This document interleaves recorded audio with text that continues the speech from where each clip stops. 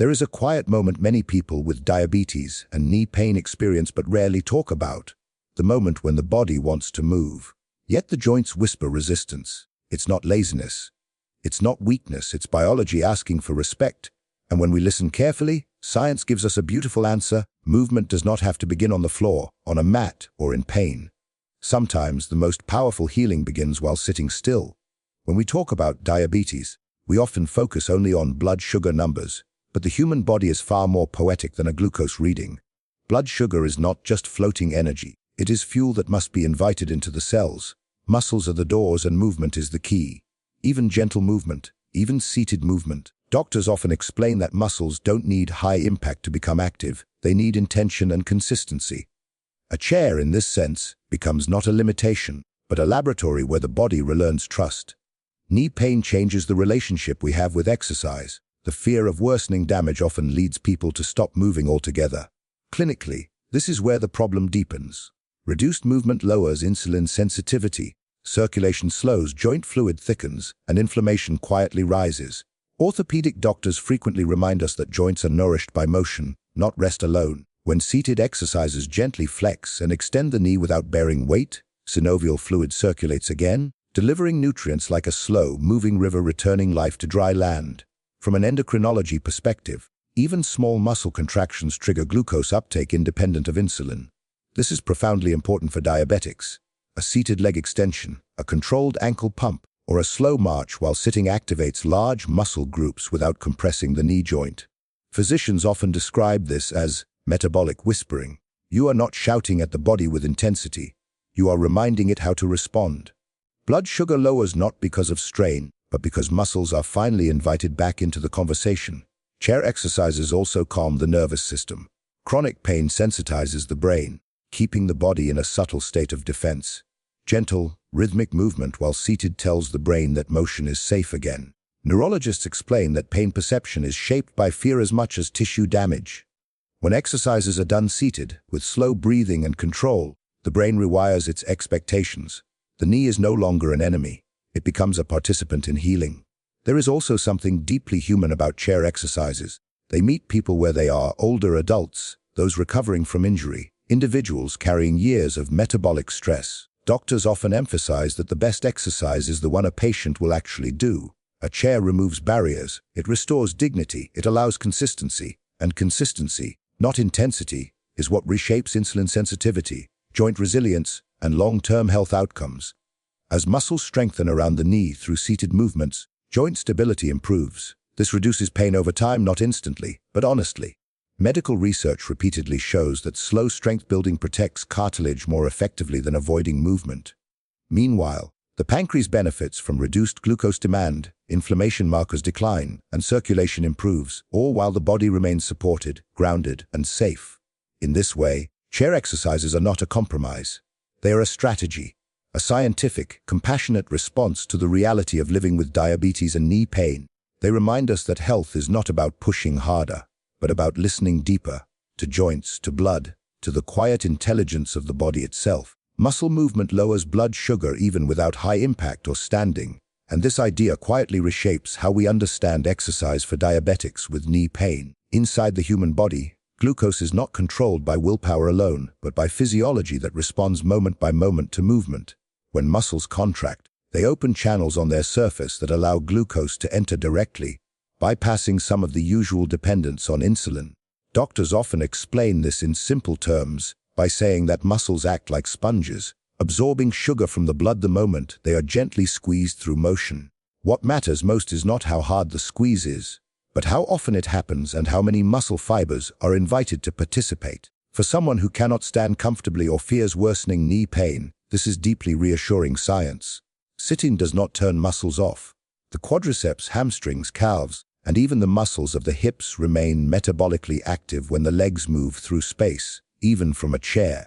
A slow leg extension, while seated, sends a signal through the muscle fibers that energy is needed, and glucose begins to move out of the bloodstream. Endocrinologists often emphasize that this mechanism works even when insulin resistance is present, which is why exercise is considered a powerful tool in diabetes management regardless of age or mobility level. High-impact exercise is often misunderstood as the gold standard for blood sugar control, But research consistently shows that repeated low-intensity muscle contractions can produce meaningful glucose reduction. A chair-based routine performed for several minutes allows muscles to contract and relax in a rhythm that mimics natural movement patterns.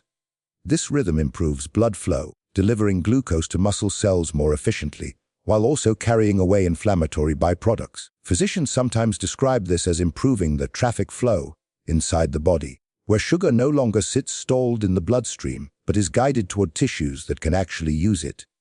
There is also an important hormonal layer to this process. Gentle muscle movement lowers stress hormones such as cortisol, which are known to raise blood sugar levels. When exercise feels threatening or painful, the body enters a defensive state that can paradoxically increase glucose. Chair exercises avoid this trap.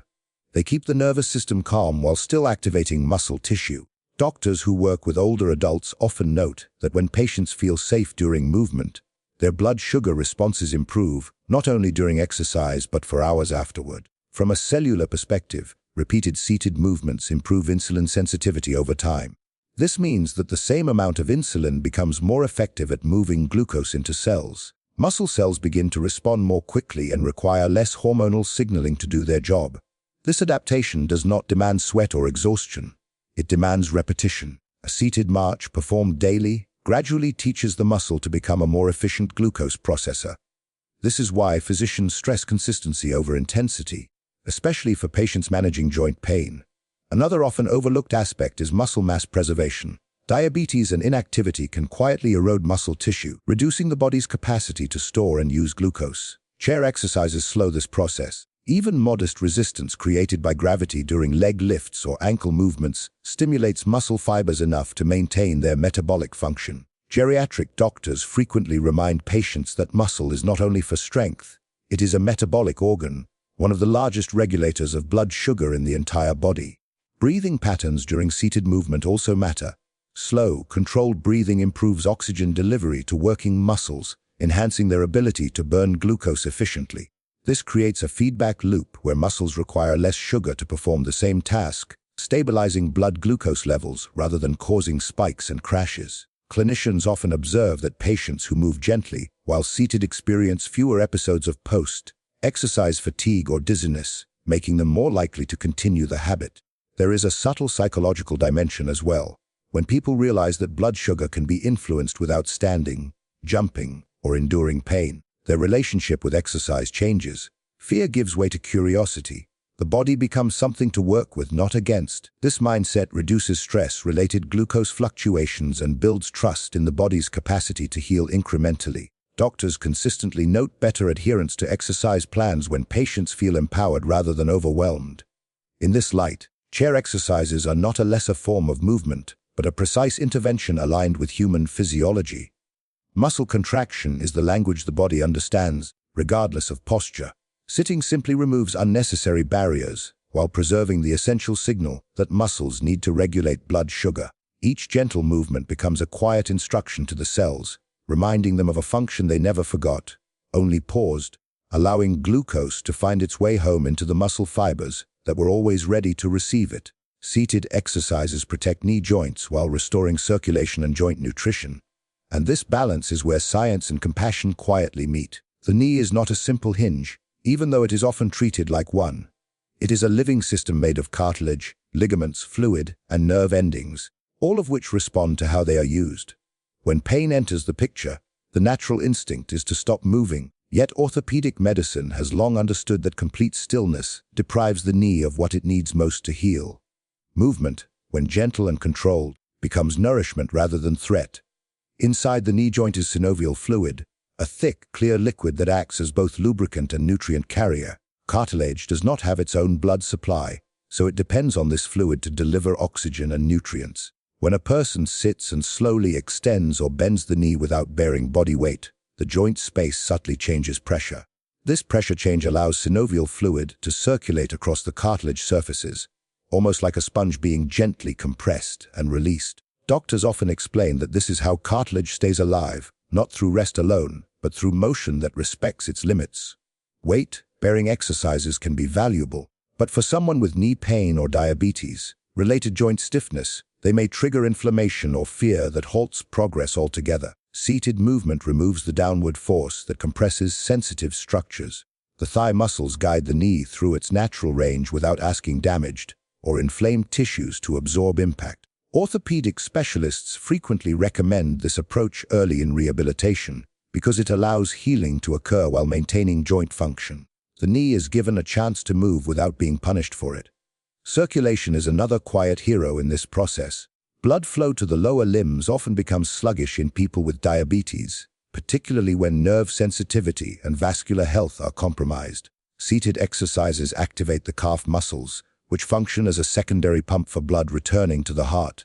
Even simple ankle movements while sitting improve venous return, reducing swelling and bringing fresh, oxygen-rich blood toward the knee region. Physicians often describe this as clearing congestion in the tissues, allowing inflammation to calm and repair mechanisms to work more effectively. As circulation improves, waste products that contribute to pain and stiffness are carried away more efficiently. This creates a more favorable environment inside the joint, where healing signals can dominate over inflammatory ones. Rheumatologists frequently observe that patients who engage in gentle seated motion report reduced morning stiffness and improved comfort throughout the day. The knee begins to feel less rigid, not because it has been forced into compliance, but because it has been invited to participate in its own recovery. Muscle support around the knee also plays a crucial role. The joint itself relies heavily on the surrounding muscles for stability. When pain discourages movement, these muscles weaken, transferring more stress directly to the joint surfaces. Seated exercises allow the quadriceps and hamstrings to strengthen without loading the knee. This improved muscular support redistributes forces during daily activities like standing or walking, reducing the strain that initially caused discomfort.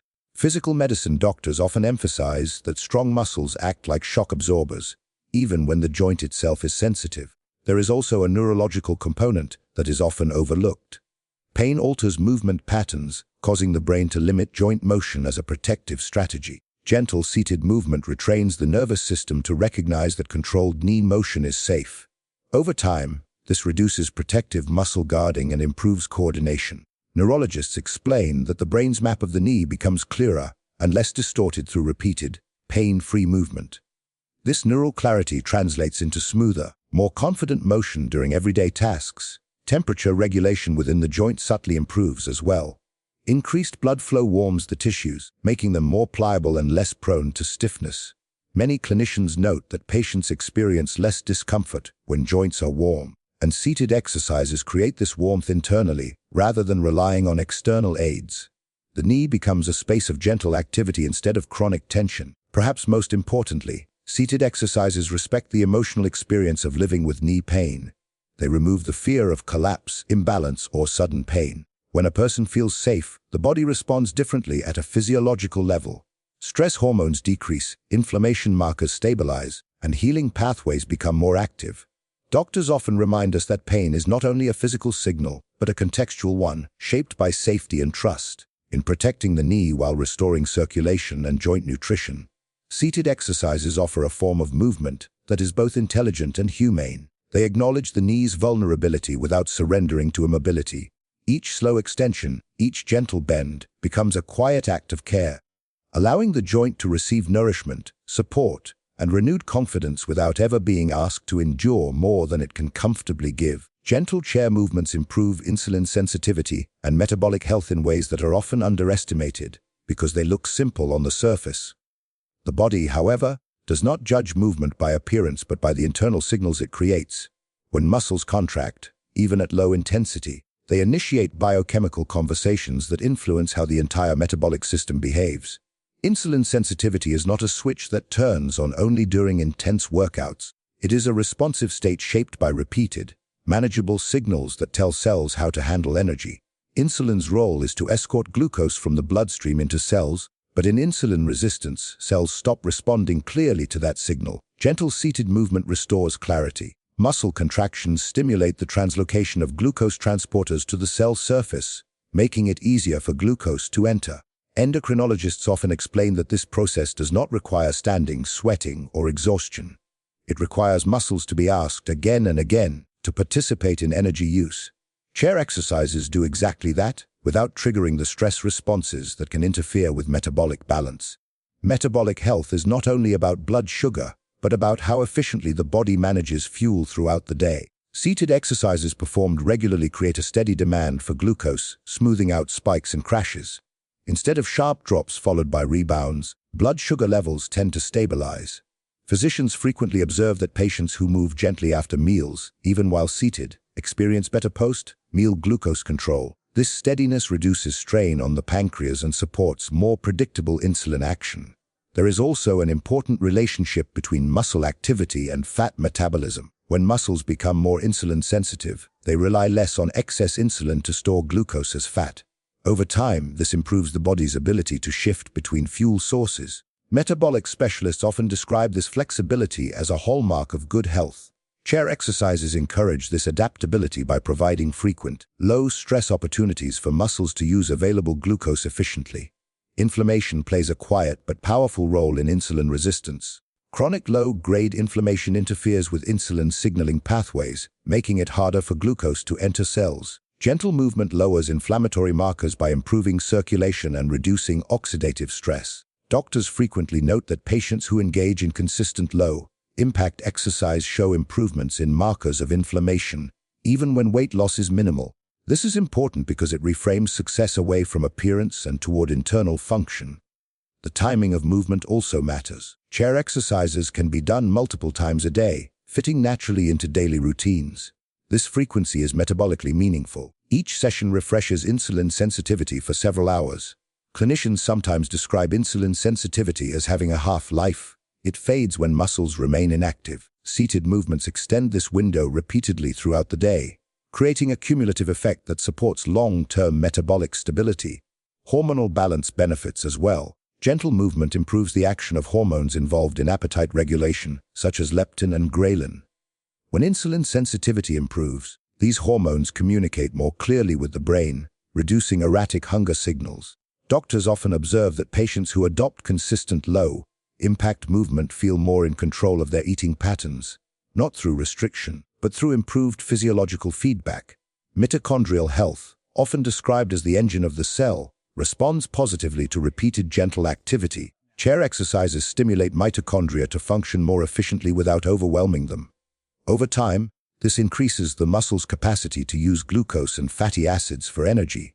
Metabolic researchers note that mitochondrial efficiency improves with consistent movement, even at low intensity, contributing to better overall energy levels and reduced fatigue. There is a psychological component intertwined with metabolic health. When exercise feels achievable, people are more likely to continue it. Adherence is a powerful metabolic tool. Doctors often emphasize that the most effective intervention is the one a patient sustains. Chair exercises build confidence rather than resistance. This emotional safety lowers stress hormones that interfere with insulin function, creating a virtuous cycle between mind and metabolism. As insulin sensitivity improves, the ripple effects extend to cardiovascular health, nerve function, and overall vitality. Blood vessels respond more flexibly, nerves receive better nourishment, and tissues recover more efficiently from daily stress.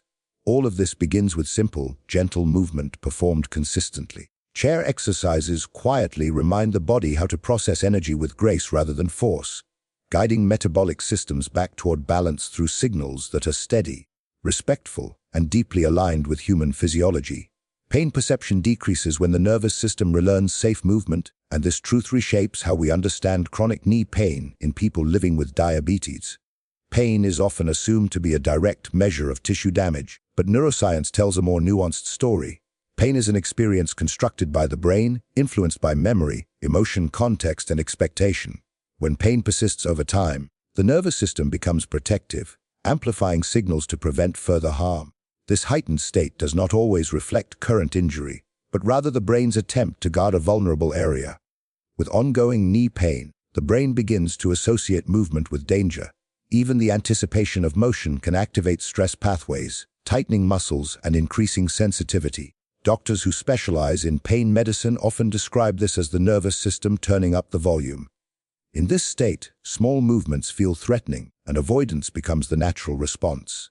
Unfortunately, avoidance reinforces the brain's belief that movement is unsafe, creating a cycle where pain persists even when tissues are capable of gentle motion. Chair-based exercises interrupt this cycle by offering movement in a context of safety. Sitting provides physical stability, reducing the fear of falling or sudden joint loading.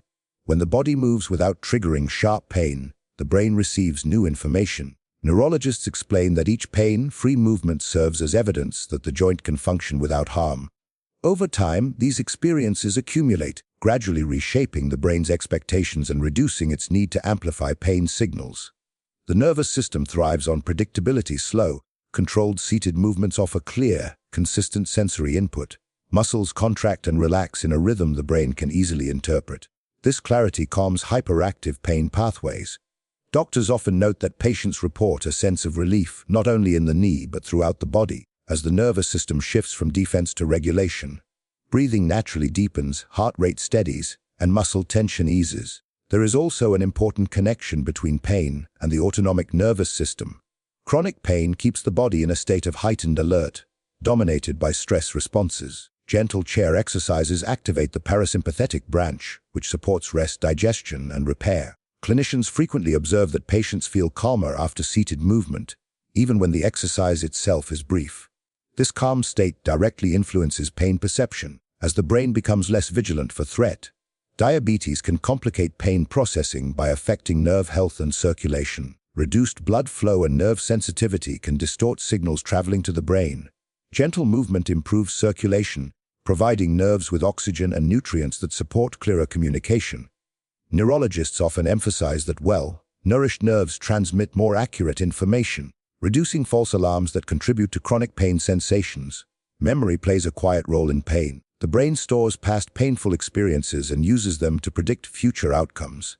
Chair exercises allow new, non-threatening memories to form around knee movement. Each session gently rewrites the narrative, replacing fear with familiarity. Over time, the brain learns that movement does not inevitably lead to harm. Pain specialists describe this process as retraining rather than treatment, highlighting the brain's remarkable capacity to adapt. Attention also shapes pain perception. When movement is slow and intentional, awareness shifts from pain to sensation. The feeling of muscles working, joints moving smoothly, and breath flowing creates a broader sensory experience. This reduces the dominance of pain signals in the brain.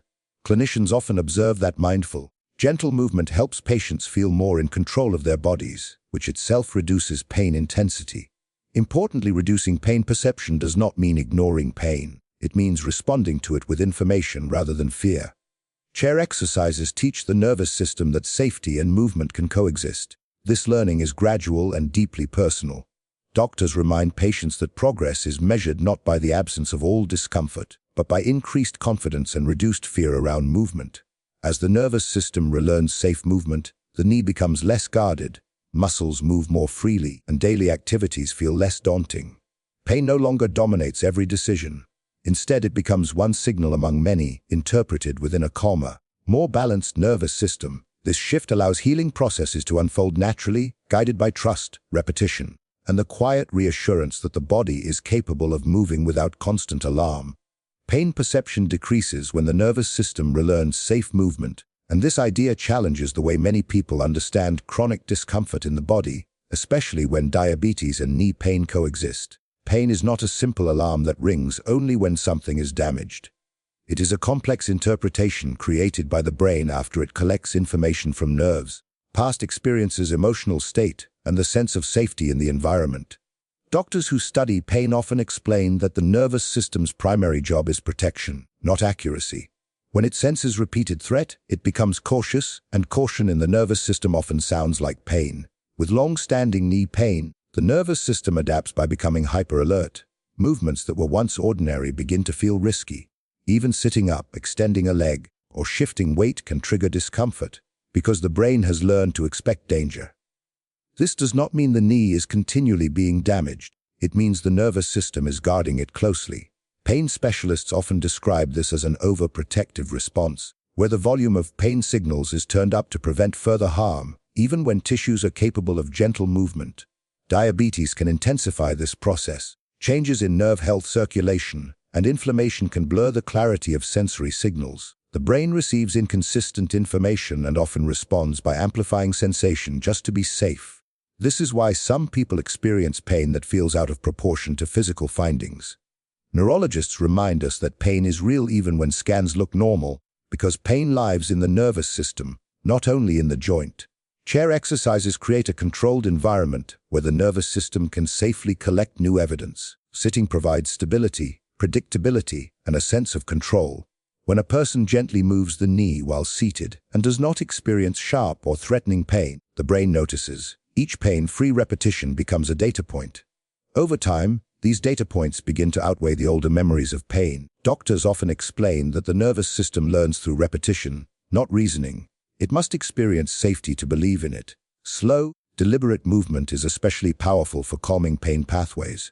Fast or forced motions can trigger protective reflexes, but gentle chair movements send clear, non-threatening signals. Muscles contract and release in a smooth rhythm, joint receptors communicate position accurately, and the brain receives organized information instead of chaos. Pain medicine physicians often note that when sensory input becomes more precise, the nervous system no longer needs to amplify signals to get attention. Breathing naturally changes during gentle seated movement, even without conscious effort. Breaths deepen, exhalations lengthen, and the body subtly shifts toward a calmer state. This activates the parasympathetic nervous system, which is associated with healing and repair. In this state, pain sensitivity decreases. Doctors often observe that patients feel less tense and less guarded after even a few minutes of calm movement, because the body exits survival mode. Fear plays a powerful role in pain perception. Fear tightens muscles, restricts blood flow, and heightens nerve sensitivity. Chair exercises reduce fear because they remove many of the unknowns. There is no fear of falling, no pressure to balance, no urgency to push through discomfort. The nervous system interprets this as safety. Pain specialists often emphasize that reducing fear is as important as strengthening muscles when managing chronic pain. Memory also shapes pain. The brain remembers painful episodes and uses them to predict future outcomes. When movement repeatedly occurs without harm, new memories are formed. These memories slowly replace older pain-based predictions. This process is not immediate, but it is reliable. Neurologists describe it as neural updating, where the brain revises its understanding of what is safe based on lived experience. Attention shifts during seated movement as well. Instead of focusing solely on pain, awareness broadens to include sensation, control, and rhythm. This reduces the dominance of pain signals in the brain. Doctors often note that when patients feel present in their bodies rather than threatened by them, pain intensity naturally decreases. Over time, as the nervous system relearns that gentle movement is safe, protective tension eases. Muscles stop bracing unnecessarily, joints move more freely, and daily activities feel less intimidating. Pain may not disappear completely, but it loses its authority. It no longer dictates every decision. The nervous system becomes a guide rather than a guard, allowing movement, confidence, and healing to coexist in a body that has learned once again that safety and motion can live together. Consistent low-impact exercise builds strength, stability, and long-term confidence in a way that is often quieter than dramatic fitness transformations, but far more sustainable for people living with diabetes and knee pain. The body does not require force to adapt, it requires repetition. When movement is gentle and predictable, tissues respond with gradual strengthening rather than defensive tension. Doctors frequently remind patients that the musculoskeletal system evolves slowly, and when it is given steady signals instead of sudden demands, it becomes more resilient over time. Strength developed through low-impact chair exercises may feel subtle at first, but it is deeply functional. Muscles around the knee, hip, and core begin to activate more reliably, providing support that reduces unnecessary strain on joints. Physical medicine specialists often explain that stability is not about stiffness but about coordination. When muscles learn to engage in the correct sequence, movements become smoother and less effortful. This coordination emerges naturally when exercises are performed consistently without pain or fear. Stability also involves balance between opposing muscle groups. Gentle seated movements strengthen both the muscles that extend the knee and those that control its return. This balanced engagement protects joint surfaces from uneven forces. Orthopedic doctors often observe that joint discomfort decreases not because the joint itself has changed, but because the muscles surrounding it have learned to share the load more intelligently. Consistency reshapes connective tissue as well. Tendons and ligaments respond to repeated low-stress movement by becoming more elastic and better organized. This improves joint confidence, allowing the body to trust its own structures again. Clinicians often note that when connective tissues are regularly stimulated without overload, they send clearer signals to the nervous system, reducing hesitation and guarding. There is a profound psychological shift that accompanies consistent low-impact exercise. Confidence does not arise from pushing limits, it arises from reliability. Each session completed without pain reinforces the belief that the body is capable. Doctors who work with chronic conditions often emphasize that this sense of capability is a powerful therapeutic tool. When people trust their bodies, they move more naturally, which further reinforces strength and stability. Long-term confidence is also metabolic. As muscles strengthen and insulin sensitivity improves, energy levels become more predictable. Fatigue decreases, and daily activities feel less demanding. Endocrinologists frequently note that stable energy contributes to emotional resilience. When the body feels dependable, the mind follows, reducing anxiety around movement and health management. Low-impact consistency also supports joint longevity. Rather than wearing down cartilage, gentle, repeated motion nourishes it. This protects future mobility. Orthopedic specialists often advise patients to think in years rather than weeks when considering joint health. Chair exercises align with this long view, supporting function without sacrificing comfort. Routine itself becomes a stabilizing force. Performing seated exercises at the same time each day anchors movement into daily life. This regularity reduces decision fatigue and removes the emotional burden of wondering whether to exercise. Doctors often explain that habits free mental energy, making health behaviors easier to sustain over time. Social confidence can improve as well. When movement feels manageable, people are more likely to engage in social activities, travel, and family life. The fear of pain no longer limits participation. Clinicians often observe that improved mobility, even when subtle, enhances quality of life in ways that extend beyond physical metrics. Perhaps most importantly, consistent low-impact exercise nurtures a respectful relationship with the body. It replaces the narrative of struggle with one of cooperation. Each session becomes a conversation rather than a command. Doctors often remind patients that healing is not about conquering the body, but about partnering with it. Over time, strength accumulates quietly, stability becomes second nature, and confidence grows not from dramatic change, but from repeated proof that the body can move safely and effectively. This confidence does not announce itself loudly. It shows up in small moments, standing more easily, walking with less hesitation, trusting the need to support daily life, and carrying forward a sense of capability that continues to deepen with every gentle, consistent movement.